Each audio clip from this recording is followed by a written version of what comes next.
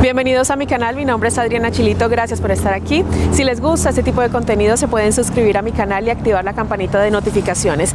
De esta manera YouTube les avisará cuando suba un nuevo video. También me pueden seguir en mis diferentes redes sociales, me encuentran en Instagram, Facebook o en Twitter como @lachilito y en TikTok como @lachilito1. El siguiente video es muy interesante, es acerca de Pedro Alonso López, conocido como el monstruo de los Andes. Veamos. El miedo y el horror empezó a sentirse en Colombia y luego en Perú cuando comenzaron a desaparecer niñas cada vez con más frecuencia. Niñas de familias humildes que debían trabajar en las calles para sobrevivir. Un tiempo después, la misma situación comenzó a repetirse en Ecuador. Diariamente se denunciaba la desaparición de alguna menor. Durante años, estos lamentables acontecimientos se perpetraron. La policía no tenía alguna pista ni sospecha de dónde podrían encontrarse las pequeñas que faltaban en sus hogares. Algunas versiones decían que al tratarse de niñas humildes era probable que hubieran escapado en búsqueda de algún mejor futuro. Hasta que, en 1980, una fuerte crecida del río provocó una inundación en la ciudad ecuatoriana de Ambato. El agua trajo con ella 4 cuerpos que habían sido asesinados. Entonces, las investigaciones se pusieron en marcha. Ese año el mundo conoció desgraciadamente la existencia del monstruo de los Andes. Un monstruo que antes de serlo también fue un niño. Un niño que vivió las peores experiencias que le pueden tocar a una persona. Un niño que solo aprendió el lenguaje de la violencia y que hizo de ella un estilo de vida. Sin embargo, ¿se justifica que sus vivencias lo hayan llevado a convertirse en el monstruoso criminal que terminó siendo? ¿Todas las personas que alguna vez sufrieron violencia tienen el mismo destino? ¿Cómo fue que se convirtió en el monstruo de los Andes y qué pasó con él? Estas son algunas de las preguntas que responderemos en este escalofriante informe. Comenzamos.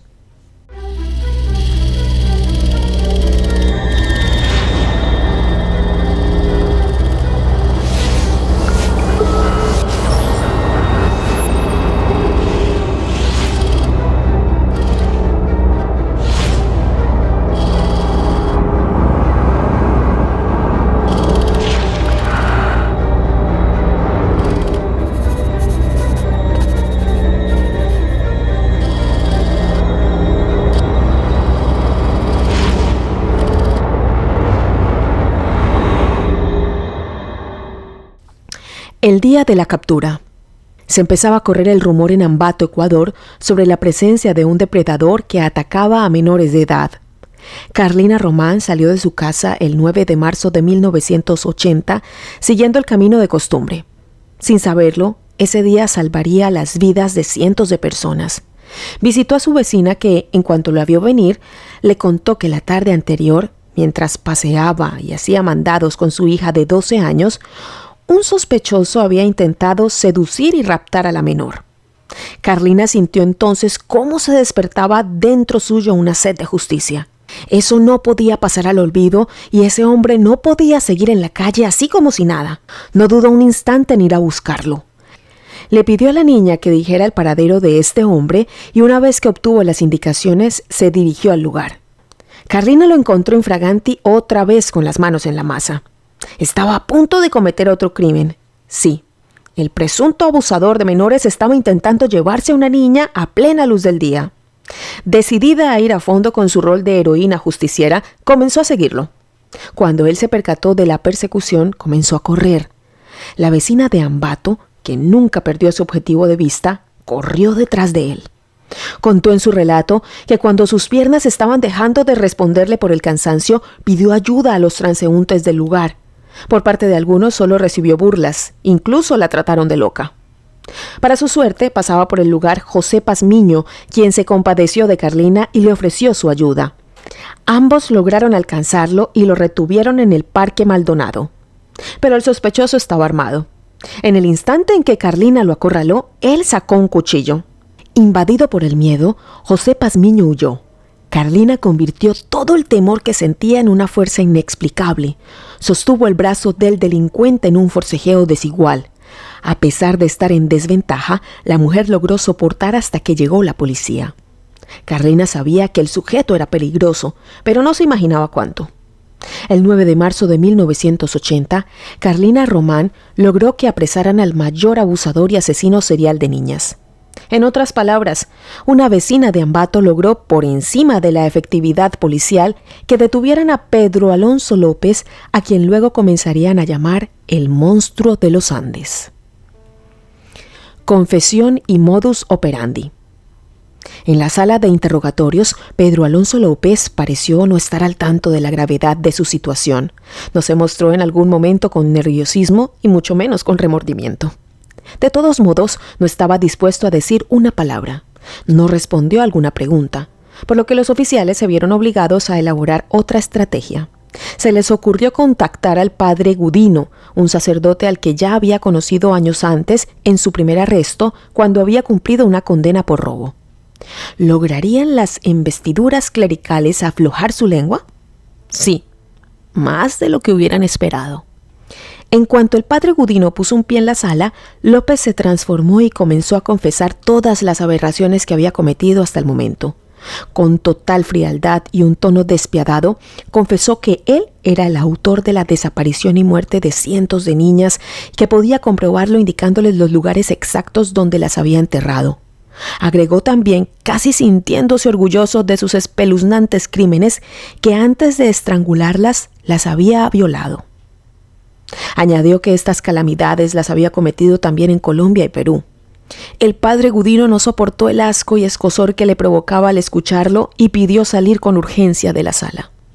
López siguió repitiendo que en sus manos habían perdido la vida alrededor de 350 niñas, pero esto nunca se pudo comprobar porque solo se encontraron los restos de poco más de 100 menores. 2 días antes de ser capturado López, unos hombres que se disponían a hacer tareas de deshierve sintieron un olor invasivo y nauseabundo. El hedor provenía de una casilla abandonada que había dentro de la finca y cuando se acercaron al lugar se encontraron con la peor escena. Estos hombres presenciaron lo que nunca nadie quisiera ver: el cuerpo de una niña en estado avanzado de descomposición, semidesnudo y ultrajado. Al momento de la confesión, López recordó con facilidad este caso. Era uno de sus más recientes asesinatos. Sobre este dijo: por el mes de febrero, sin precisar el día, cuando caminaba por la avenida de los Andes en Ambato, intercepté a una menor de ojos verdes, pelo rubio, blanca, quien vestía un short azul, llevaba delantal color tomate, zapatos blancos, medias azules.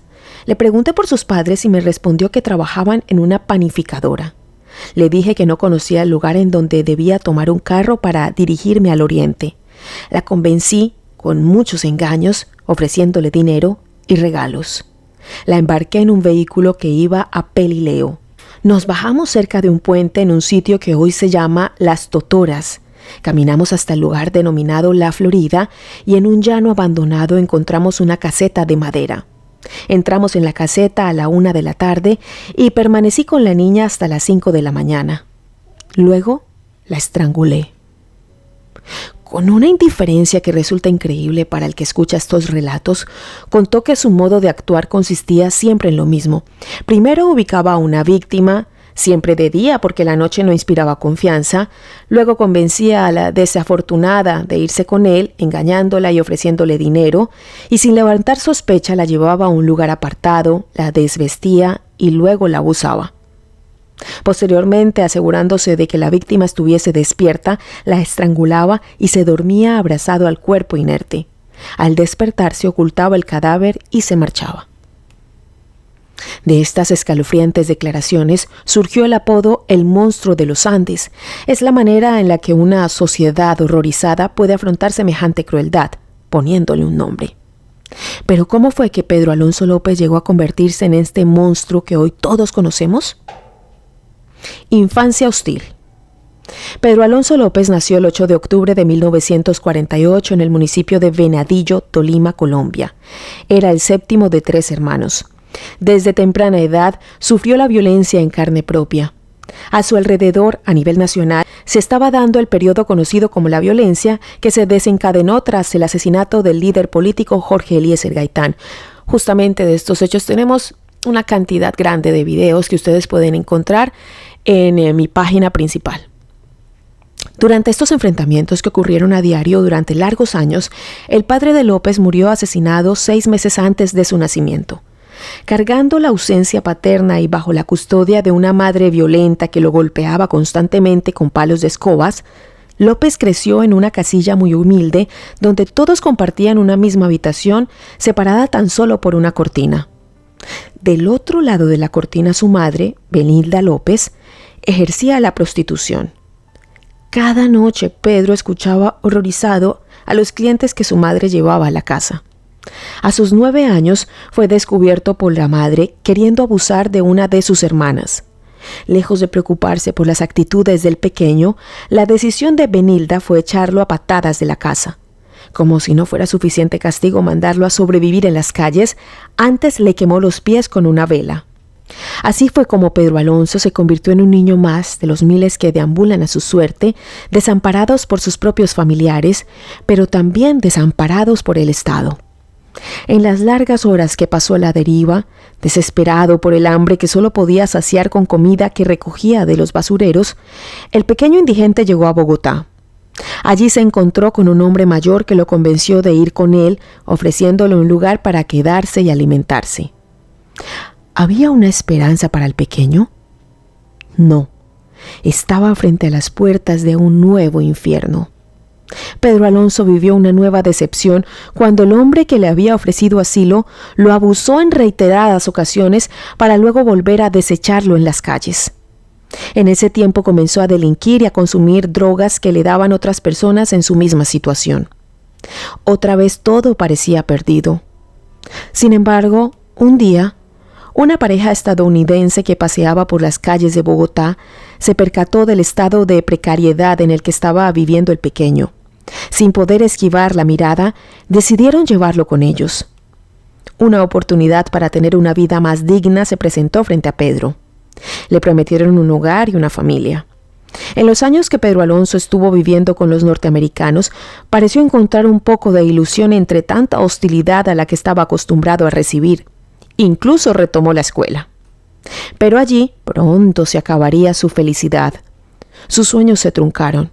Sus creencias de poder habitar un mundo mejor desaparecieron cuando un maestro lo abusó. Una vez más, López se convirtió en una víctima. Cada movimiento que hacía parecía llevarlo a un lugar de mayor sufrimiento.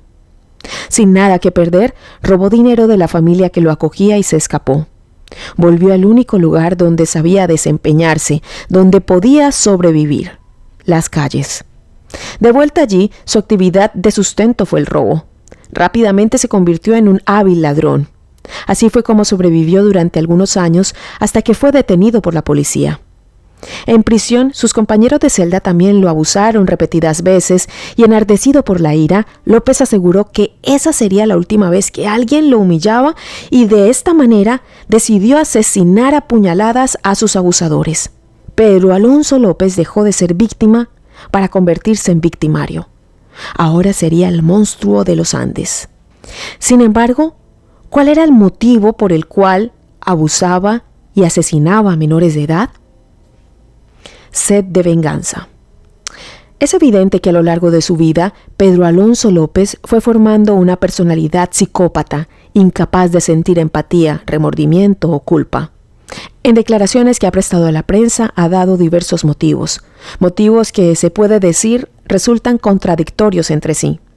Por un lado, aseguró que cuando cometía los asesinatos estaba poseído por un demonio que lo dominaba. Luego señalaría que al matar a las pequeñas les estaba haciendo un bien, ya que de esa manera garantizaba su pureza. Según sus palabras, este impulso le nació por ver cómo su madre llevaba una y otra vez clientes a la casa, llegando a la conclusión, según su psiquis, de que todas las mujeres son impuras. También ha dicho que él cometía esas calamidades porque era un político revolucionario a quien se le encomendó la misión de acabar con la inocencia y la humildad para el beneficio de las naciones. Yo soy la revelación de los seres humanos porque todavía no he procreado una semilla. No hay amor. ¿Y cuál puede ser el verdadero amor del ser humano? Con amor. Hasta aquí todos los motivos suenan a disparate. El último motivo que expresó, por escalofriante que suene, es el que más se acerca a su personalidad psicópata. El momento de la muerte es apasionante y excitante. Algún día, cuando esté en libertad, sentiré ese momento de nuevo. Estaré encantado de volver a matar. Es mi misión. Hay un momento maravilloso, un momento divino cuando tengo las manos alrededor de la garganta de una niña. Soy el hombre del siglo. Nadie podrá olvidarme. ¿A eso se resume todo? ¿López buscaba ser reconocido? ¿Llamar la atención luego de tantos años de marginalidad? Era por fin el dueño. Sin embargo, ahora que todas las miradas estaban puestas sobre él, ¿cómo fue que logró burlar a la justicia? ¿Por qué nadie sabe de él? ¿Qué ocurrió con el monstruo de los Andes? Desaparición. Tras haber sido capturado en 1980 y habiendo confesado los crímenes, Pedro Alonso López fue condenado a 16 años de prisión, que en ese momento era la pena máxima que se adjudicaba en Ecuador. Luego de haber cumplido la condena, fue trasladado a un hospital psiquiátrico en Colombia con un pedido de extradición. En 1998, el hospital aseguró que López se encontraba en condiciones de ser liberado por poseer óptimas sus facultades mentales. Tras pagar una mísera fianza de $50, fue dejado en libertad condicional, con la obligación de reportarse una vez al mes en el Poder Judicial. Sin embargo, nadie volvió a verlo. Desde el año 1998, nadie sabe de su paradero.